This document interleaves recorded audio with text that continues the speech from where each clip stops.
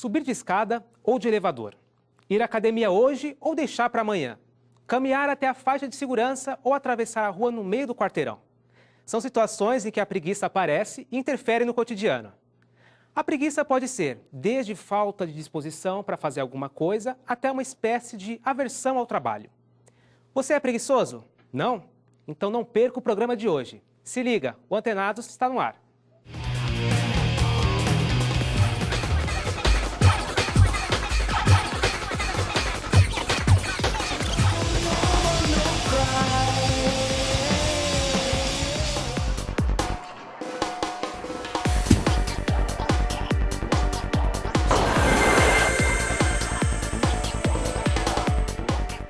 O Antenados de hoje discute um tema peculiar, a preguiça nossa de cada dia.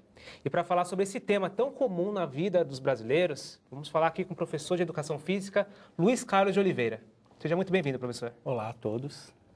E também os alunos da Universidade de São Judas, a Maria Luísa Ferreira, o Cristi Lopes, a Thalita Jennifer, a Suzana Pires, a Érica Cristina e a Valéria Meirelles. Sejam todos muito bem-vindos. Obrigada. E eu vou jogar logo para vocês essa. Vocês são preguiçosos? Não pode ter vergonha de assumir nem preguiça. Eu sou um pouquinho preguiçosa. Eu sou preguiçosa Eu fiquei também. com preguiça de responder essa questão, então acho vai. que já mostra já que eu sou um pouquinho preguiçoso. É. Em que momentos vocês sentem mais preguiças? Manhã. Em parte da manhã. Na hora de acordar. Amanhã é sempre um problema, né? Nossa, Sempre eu um demoro pra problema. acordar. Vocês Sabe são- aquelas pessoas que colocam o despertador, tipo, 6 isso que eu ia horas falar. pra acordar às 10. Aí fica Sim. 6, 6 e meia, 7 e meia, 8 e meia. Você fica no piloto automático, né? Você acorda, desliga, dorme de novo. Exatamente. O prazer de acordar e dormir de novo é mais forte que Do que o você. sono da noite, né? Enfim. Que coisa. Professor, o que é preguiça, afinal? Bom, a gente pode definir a preguiça como um comportamento natural do ser humano, tá? Que nós herdamos, inclusive, dos nossos ancestrais, né? Porque o ser humano ele tem a tendência de poupar energia e reservar energia, fazer reserva e economizar energia. Por quê? No passado, a gente caçava, né, coletava e não tinha perspectiva de quando ia comer de novo, de quando ia ter fonte de energia de novo. Então, o nosso organismo ele foi programado para reservar energia e para acumular energia. Só que hoje em dia nós não precisamos mais disso, né? Nós temos estratégias, hoje em dia a indústria alimentícia, nós temos como ter o alimento lá na geladeira, na despensa, mas ainda assim nós temos a tendência a ficarmos quietos, guardando energia e quando comemos a reservar essa energia. Então é um problema. Então essa tendência que vocês têm de ficar quieto, de não conseguir levantar de manhã, de ficar parado, é uma tendência natural, biológica do ser humano, né? Mas em função das circunstâncias e das necessidades, nós precisamos vencer essa tendência. Certo. Professor, a falta de disposição e o cansaço são uma das principais causas da preguiça? Sim, também está ligado à questão de energia, né? Então, quando você esgota as suas reservas de energia, o seu organismo tende a poupar o que ficou. Então, esse poupar é a sensação que você vai ter de não fazer mais nada.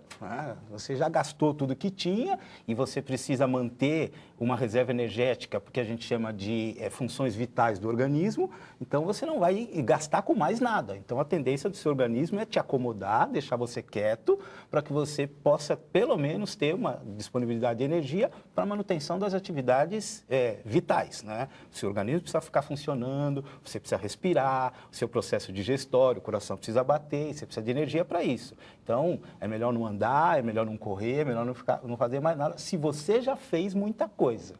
Mas para chegar nesse nível, você precisa esgotar. Só que a gente tende a ficar quieto muito antes desse nível, né? Ninguém Então, chega a ao gente- nível zero assim, né? Não chega. O organismo, ele tem um start de desligar antes de você chegar nesse nível, né? Então, por isso que às vezes algumas pessoas falam, eu desmaiei de cansaço, né? Na verdade, o cara fica tão exausto que o organismo desliga ele antes que ele esgote tudo para manter essas funções vitais. Professor, e quando a preguiça ela pode ser um vilão no nosso cotidiano? Por exemplo, no trabalho? quando ela começa a comprometer a sua vida, o seu relacionamento, a sua atividade profissional. Aí ela passa a ser um vilão. Tá? Agora, quando essa preguiça, ela tende a te manter em equilíbrio, o que é uma coisa importante também, porque senão a gente entra numa roda viva do que os americanos chamam de estilo de vida workaholic. Tá? Que é o cara que trabalha de manhã, tarde à noite, está o tempo todo querendo fazer alguma coisa e tal. Então, esse instinto de preguiça é bom para manter a gente equilibrado. Quer dizer, a gente tem que trabalhar, tem que se envolver com as atividades do cotidiano, mas a gente precisa ter um momento de descanso, de reposição, de introspecção, para manter o nosso equilíbrio enquanto indivíduo, enquanto pessoa, né? Então, nesse sentido, a preguiça é uma coisa legal, tá? Para te levar a um equilíbrio. Só que tudo que é demais faz mal. Então, preguiça demais, você está muito acomodado, querer ficar muito quieto e não querer fazer nada. E ficar, tem um termo que é meio complicado, que é procrastinação, né? Você ficar procrastinando as coisas, deixando sempre para depois. Ah, não, estou com preguiça, agora não vou fazer. Sabe aquela frase, né? Não faça hoje o que você pode deixar para amanhã. Né? Clássico, então, né? O aluno tem muito disso, eu conheço alguns. Tem que entregar o trabalho, eu vou fazer a semana que vem, porque é para entregar na segunda-feira, por que eu vou fazer hoje? Então, vai deixando. Fazer uma hora depois. Vai deixando, vai deixando. Então, isso é um problema sério. Nesse caso, a preguiça compromete o seu estilo de vida, as suas obrigações, pode comprometer, inclusive, a sua imagem. Né? O problema é esse. Vocês já passaram por esse problema de ficar procrastinando? Procrastinando, exatamente. Deixar um trabalho para fazer na última hora? Sempre. Sempre, né? Estudar, trabalho. Tem esse acúmulo de funções também que acaba fazendo com que a gente deixe certas coisas para a última hora, né? Tem isso também. É a administração do tempo, Do tempo. né? A gente agora tem um tempo cronometrado, então a gente tenta administrar. Então fala assim, que nem um exemplo que ele citou. Então, acho que é muito mais a lidar com o tempo. E uma coisa que você falou importante sobre a acumulação, a gente vive numa sociedade que o sistema é de acúmulo de capitais. E é a sociedade do espetáculo, que a gente observa. Então, talvez a preguiça também não seja só algo natural, mas como também uma característica da sociedade que a gente vive hoje, né? Bom, se nós considerarmos que existem diferentes culturas, né? Então, você tem uma cultura onde o trabalho é muito valorizado. Por exemplo, a cultura asiático-japonês. Então, o japonês, ele trabalha demais, é conhecido como um povo que está voltado para o trabalho, né? Já se nós pegarmos os latinos, de uma forma geral, né? As pessoas aqui, né? Nos trópicos, né? Nos climas mais quentes, talvez a nossa cultura seja realmente de ficar mais sossegado, de dedicar mais tempo ao lazer, ao tempo livre, né? Ou valorizar um pouco essa preguiça, né? No sentido de que, não, eu tenho direito já que eu trabalhei tanto tempo, eu tenho direito de ficar sem fazer nada no final de semana, no feriadão. É tipo uma espécie de recompensa, por exemplo. Exatamente, uma recompensa que nós valorizamos também, né? Agora, tem culturas ou sociedades que valorizam exacerbadamente a questão do trabalho, né? Mas tem esse aspecto cultural, esse aspecto de tradição, de cada povo, cada população. O Antenados, ele foi conversar com os alunos da universidade para saber como a preguiça mexe com a rotina deles. Vamos ver.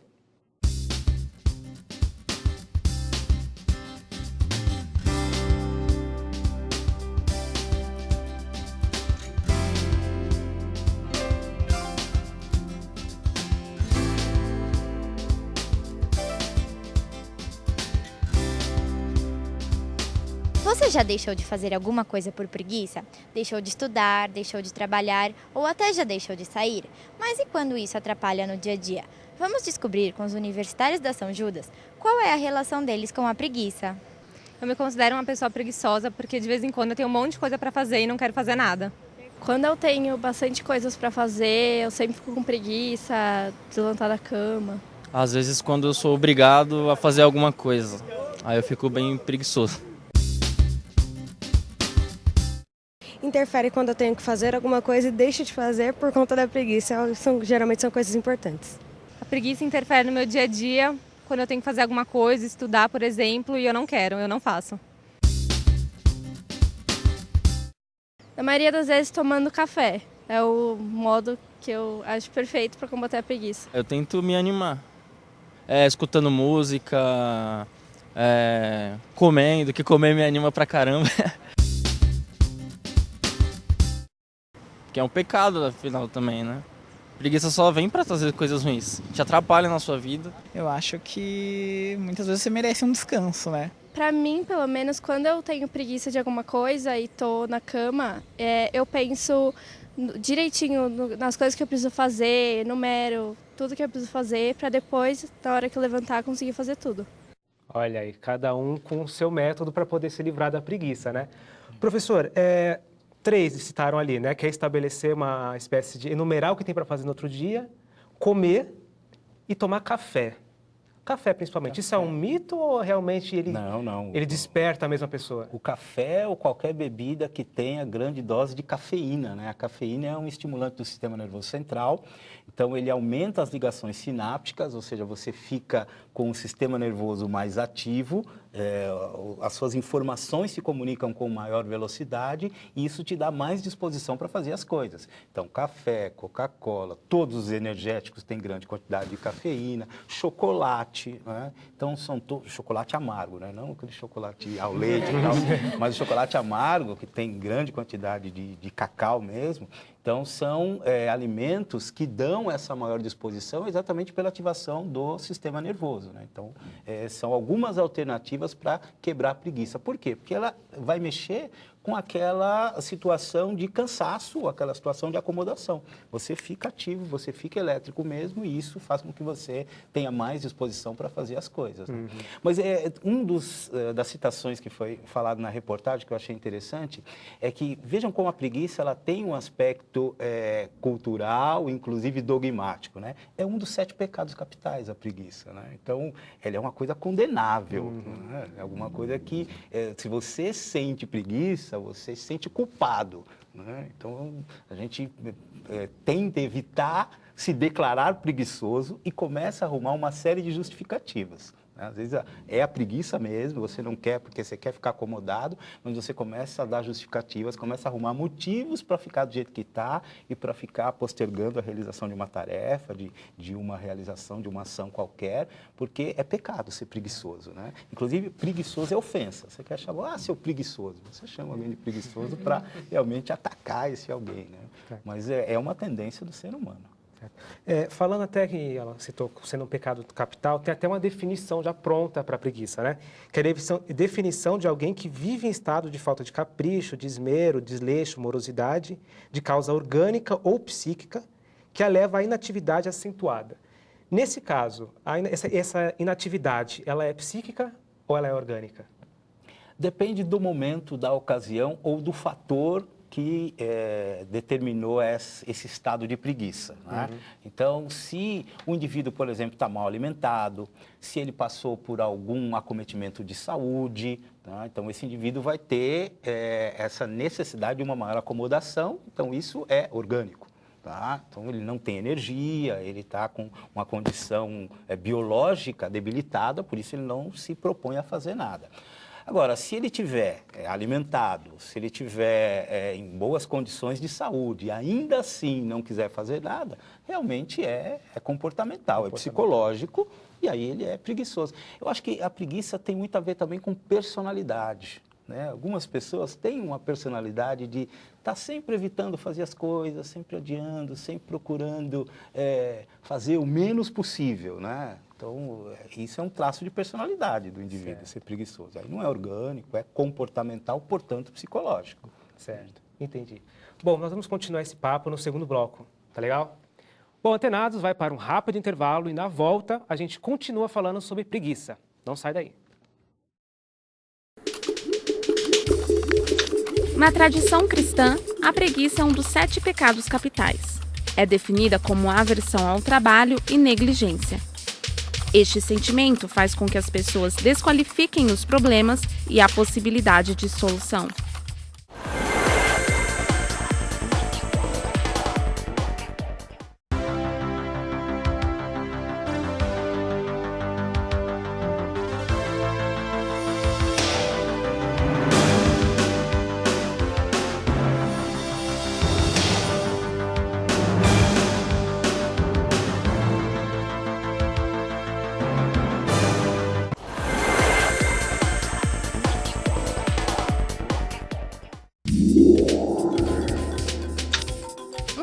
publicado no Lancet, jornal médico inglês, compara as taxas de atividades físicas de 122 países.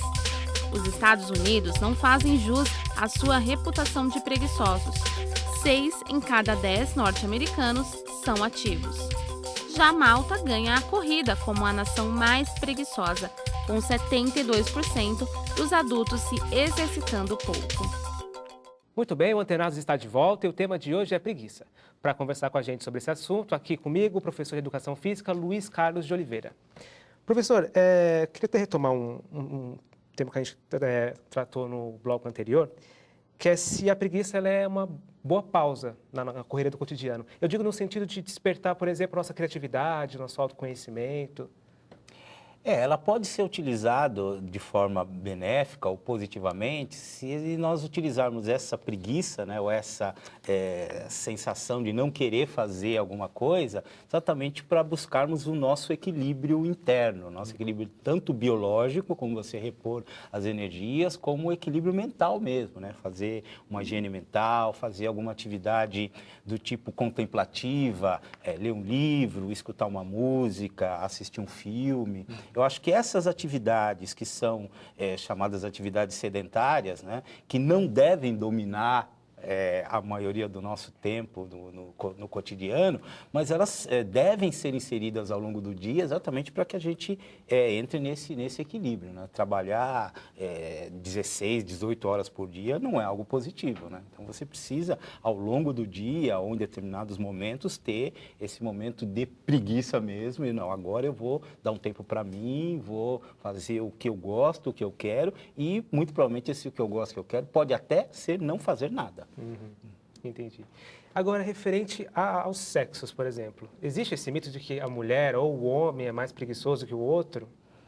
Então, eu acho que não existe assim, nenhuma pesquisa que demonstre significativamente uma maior tendência em função do gênero. Mas, culturalmente, né, sabe-se que o homem é mais acomodado. Né? Então, tem até aquela historinha de que os dois estão lá no sofá de casa, agora vamos dormir, vamos, tá? Então, o marido dá um beijo na esposa e vai deitar. A esposa ainda vai na cozinha, vai fechar o gás, vai lavar a louça, vai colocar o lixo para fora, vai ver se a criança está... Aí depois ela vai deitar. Então, assim, culturalmente, nós temos essa imagem de que o homem é mais preguiçoso. Por quê? Porque o homem vai trabalhar, se dedica a um trabalho laboral. Quando ele chega em casa, a tendência, né? É claro que isso está mudando, né? Hoje em dia as tarefas domésticas já são mais compartilhadas, mas os mais antigos, os homens mais tradicionais, trabalham fora de casa. Em casa acabam não fazendo nada. E isso dá imagem para ele de preguiçoso. Então a família toda vê ele como o cara que senta em casa e, né, fica esperando as coisas caírem no colo, né? Mas vai saber o que esse cara fez antes, né? Qual foi o dia a dia dele. Vocês concordam? Vocês acham realmente que é cultural essa relação do homem com a mulher e a preguiça? Eu acho que sim. Porque em casa, por exemplo, meu pai levanta, minha mãe já fez tudo em casa. Já tá tudo limpo assim, ele levanta, almoça, toma banho e sai. E ele trabalha, minha mãe trabalha. Então foi o que o professor falou. O meu pai trabalha, chega em casa, acho que já tá ótimo. Só que minha mãe também trabalha. Aí chega em casa, ela vai arrumar. Então ela faz mais coisa que ele. Então ele é o preguiçoso. Entendi. Vocês, meninas, concordam? Concordo. Eu acho que é um estereótipo, cara. E agora esses estereótipos estão sendo quebrados, como ele falou. Cada caso é um caso, não dá para avaliar genericamente um tema tão amplo como esse. Então, eu não acho que... Eu acho que a geração de vocês vai fazer diferente.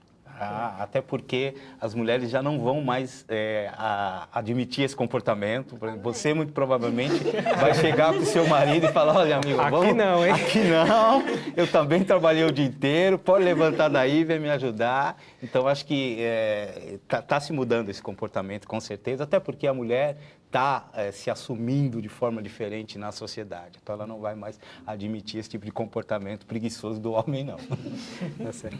Agora, outro tema muito ligado, né, à questão da preguiça é a tecnologia, principalmente em relação a esses novos jovens, né? Vocês acreditam que a tecnologia ajudou as pessoas a se tornarem um pouco mais preguiçosas do que o habitual? Sim, eu acho que sim. Por quê? Porque não tem mais aquela coisa de ir ao mercado ou ir na loja comprar uma roupa. Eu faço isso da minha casa pelo computador. Eu não vou mais na lotérica pagar a conta de luz, a conta de telefone. Eu pago da minha casa na internet. Então, você ficou mais fácil ficar preguiçoso, ficou mais fácil ficar acomodado. As crianças também. As crianças, vai brincar na rua, jogar futebol na rua com seus amigos. Não, tô com preguiça, vou ficar aqui jogando videogame, ficar no WhatsApp, ficar no Facebook. Não sabem que é brincar de pega-pega, esconde-esconde, nem sabem na rua. Tempos, né? Por conta da preguiça, por conta deles quererem ficar dentro de casa, que é mais legal, que não tem porque eles ficarem correndo para lá e para cá, vai cansar, que dá preguiça e etc, etc. Cristian, você disse que eu acho que não, porque eu acho que é mais comportamental, como ele disse. A gente não aprendeu a utilizar a tecnologia. A tecnologia, ela proporciona os dois lados, tanto positivo quanto negativo. Então, no caso, a gente precisa aprender a utilizar a tecnologia e não... sabe, a criança, ela não pensa assim, poderia, em vez de jogar bola pelo videogame. Eu não acho que a criança pensa dessa forma, mas... O videogame está ali, então ela vai e utiliza. Mas ela pode também utilizar o videogame como uma forma de poder se movimentar. Então é buscar o equilíbrio e não apenas jogar uma culpa, apontar o erro e falar assim, tecnologia, você é a vilã. Eu queria levantar um ponto sobre a questão do conceito da preguiça. Porque assim, muita gente fala da tecnologia induzindo a preguiça, né? Eu não vejo dessa forma porque, como ela citou, se eu tenho que pagar uma conta, se eu tenho que realizar uma tarefa, se eu tenho que fazer uma pesquisa e utilizo a tecnologia para fazer isso, mas faço, não é que você está sendo preguiçoso, você está se utilizando dos recursos tecnológicos que você tem para fazer. Preguiça é se você não fizer. Não fizer. Agora, se você tem a possibilidade de não ir até o banco, até a lotérica ou até a loja para comprar e comprar em casa, mas peraí, você está comprando, né? Você está realizando a tarefa que você se predispôs a tem que realizar, só que você arrumou uma outra alternativa. Então, nesse caso, eu não acho que seja preguiça. Preguiça é quando você realmente não faz, você não levanta nem para ir ao computador, você não quer nem procurar no iPad ou no seu smartphone, você realmente não quer fazer nada. Isso é preguiça. Certo. Sobre essa nova geração, professor, que tem surgindo essas crianças, por exemplo, que a gente vê muito com aparatos assim, tecnológicos, por exemplo, a relação dos pais em casa com as crianças, isso pode comprometer no comportamento delas referente a desenvolver uma preguiça maior em relação às coisas, por ter assim tudo fácil? Sim, nós passamos por uma série de classificações de gerações, né? Rotulações de gerações, né? Então, tive a geração Yuppie, a geração... agora, os mais recentes, né, são denominados a geração índigo, né? Que são essas crianças que nasceram com tecnologia e estão muito adaptadas a isso, né? Obviamente que o envolvimento com atividades físicas, envolvimento com tarefas motoras dessa geração vai ser muito menor. Tá? Agora, isso não quer dizer que eles vão deixar de fazer as coisas. Eles vão fazer utilizando-se de outros recursos, né? Então, o nosso conceito de preguiça aqui está muito relacionado a dispêndio de energia no que diz respeito a realizar tarefas motoras, tarefas físicas, né? Agora, as pessoas estão fazendo as coisas se utilizando da tecnologia, se utilizando de outros recursos. Então, acho que essa geração vai fazer e vai poder fazer muito mais, porque com essa tecnologia te dá a possibilidade de realizar muito mais coisa num tempo muito mais curto e muitas coisas ao mesmo tempo, mas não vai ter que ter tanto dispêndio energético no sentido de gastar energia, de fazer nenhum esforço físico, né? O que também é um problema, porque o organismo humano precisa se movimentar. A falta de movimento é um problema. E nem sempre é tão prejudicial, né? Porque muitos jogos, por exemplo, de videogame, eles já estão adaptados para fazer a criança se movimentar, mesmo dentro de casa, né? Professor, a preguiça, ela pode oferecer algum benefício para o organismo? No sentido de poupar energia. Só que esse poupar energia, como eu já falei, tudo tem limites, né? Se você poupa demais, isso vai se reverter em reserva. Biologicamente, o nosso organismo tem duas formas de reserva de energia, né? Ou em glicogênio muscular e glicogênio hepático, que é o que fica na corrente sanguínea e no fígado, ou em gordura. Tá? E a grande parte da nossa energia se reserva na forma de gordura. Essa reserva de energia na forma de gordura causa obesidade, e a obesidade está ligada às doenças crônicas. Então, o excesso de preguiça, que faz com que o indivíduo faça pouca atividade, pode comprometer a saúde dele a médio e longo prazo. Então, isso é prejudicial. Eu queria fazer uma pergunta, porque a preguiça não está relacionada diretamente à atividade do exercício, mas eu exercito a minha mente, mas se eu não exercitar o meu corpo, eu vou sofrer as consequências. Ela citou que as crianças hoje em dia não brincam mais, preferem jogar no videogame às vezes ao sair. Ou então passam mais tempo no videogame do que brincando na rua, mas brincam na rua também. Mas, por exemplo, a minha irmã, ela tem 11 anos, mas ela já está com diabetes e colesterol alto. E eu acredito que, claro, deve ser algo que ela, de família, já genético dela, porque ela é muito nova para isso e ela é magra. Mas ela não faz atividade física nenhuma. E ela só fica no computador, ela só fica na internet. Então, a única forma que a gente tem é controlar a alimentação dela, porque a atividade física eles não fazem. Isso é um problema sério. Hoje em dia, segundo a Organização Mundial de Saúde, a questão do sedentarismo é o segundo fator de risco de morte. Ele está ligado às doenças crônicas não transmissíveis, como você falou, diabetes, a hipertensão, o hipercolesterolismo, que é colesterol alto, e mesmo alguns tipos de câncer estão diretamente ligados com a questão do sedentarismo, que é uma das consequências da preguiça. Tá? Então, o fato dela se envolver com atividades intelectuais significa que ela não é preguiçosa no sentido de fazer as coisas. Agora, o organismo precisa ser ativo. O organismo humano, o nosso organismo biológico, ele precisa de atividade motora. Nós precisamos gastar energia. Não só pela questão da obesidade, que é um dos maiores problemas de saúde pública hoje, mas por uma questão realmente de funcionamento harmônico do nosso organismo. Nosso organismo precisa se movimentar. Mais uma vez, uma questão antropológica. Então, a espécie humana só evoluiu em função da atividade. E hoje em dia nós estamos na contramão dessa evolução, estamos fazendo cada vez menos. E esse fazer cada vez menos está levando um prejuízo ao nosso organismo. Pessoal, o nosso programa está chegando ao fim. Gostaria muito de agradecer a presença de todos vocês. Sejam sempre bem-vindos ao Antenados, viu? Obrigado. A gente que agradece, estamos sempre à disposição. Tá ótimo. Professor, obrigado por esclarecer esse tema conosco e seja também sempre bem-vindo ao nosso programa. Eu que agradeço o convite, então estou sempre à disposição de vocês. Tá ótimo. Bom, e se você aí de casa quer dar alguma opinião ou tirar dúvidas, curta a nossa página no Facebook e aproveite para ficar por dentro de tudo que acontece aqui na TV São Judas. A gente fica por aqui. Até o próximo programa. Tchau!